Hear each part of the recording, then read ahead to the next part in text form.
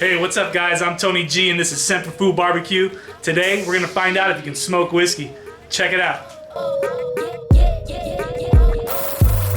Alright, for this experiment we'll be using Johnny Walker Black Label, my favorite whiskey.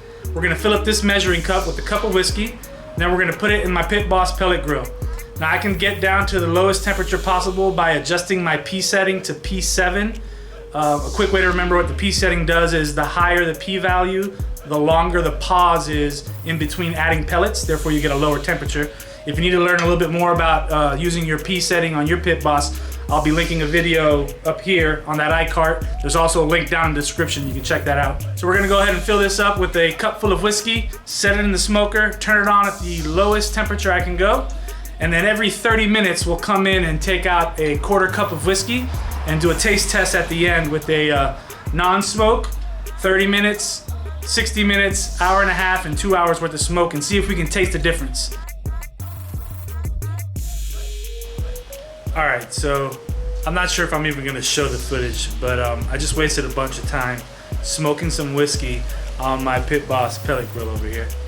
What I failed to realize, but my wife obviously told me, she knew the whole time, that the alcohol was just gonna evaporate out of the liquid, which it did. So on a P7 setting, which is what I was running on, my pit sits somewhere around the 175 to 180 range. That's right about where alcohol likes to evaporate out. So what I tasted earlier, if you saw that, super smooth, definitely tastes the smoke. It's good. It was really Johnny Walker flavored water with smoke in it. So I decided to try something else. I grabbed my pellet mace. So this is a good contraption to have if you're ever doing a cold smoke, if you want to smoke salt, which is what I bought it for, cheese, whiskey. You should pick this up. I got this one on Amazon. There'll be a link down below in the description where you can grab one.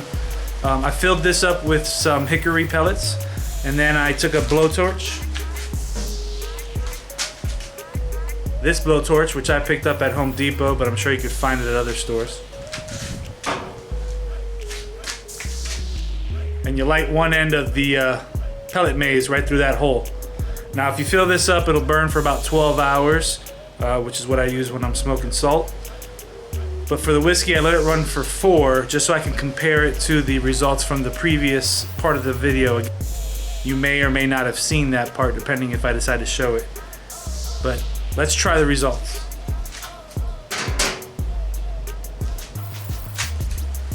So all I did was take a quarter cup of whiskey, poured it into a measuring cup, put it in the barbecue, and ran that pellet maze that I just showed you.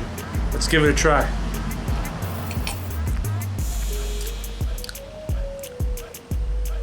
You can definitely taste the smoke in it. Still tastes like whiskey. It never got hot, so all that whiskey taste is still there. Now, by itself, I'm not thinking too much about this. Where I think it might get interesting is if you smoke, say, some vodka and have a applewood smoked screwdriver. Or what if you smoke some rum, then you could have a smoked Cuba Libre, right? With a little cohiba on the side, you're all set, right?